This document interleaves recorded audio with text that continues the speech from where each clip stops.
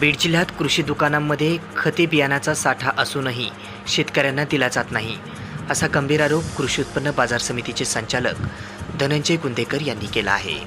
ते आज शुक्रवार दिनांक 7 जून रोजी सायंकाळी 6 वाजता मोंढा भागामध्ये माध्यमांसमोर बोलताना त्यांनी आरोप केला आहे।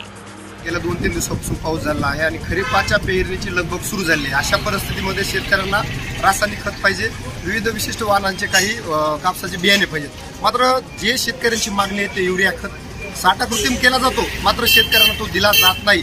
अशा वेळी प्रशासनाकडून शेतकऱ्यांना अपेक्षा आहे, बीड जिल्ह्याचे जे कृषी अधिकारी आहेत जेजूरकर यांनी स्वतः ग्राउंडला यायला पाहिजे। इथं कृषी दुकानदारांना तिथं त्या शेतकऱ्यांना ते बियाणे असो किंवा खत मिळून दिलं पाहिजे। अहो दुर्दैव असं आहे की आमच्या बीड जिल्ह्याचे कृषी मंत्री आहेत, आमच्या बीड जिल्ह्यामध्ये शेतकरी पुत्र आता नवनियुक्त खासदार आहेत आणि अशा ह्या बीड जिल्ह्यामध्ये शेतकऱ्यांना म्हणून फिरावं लागत आहे।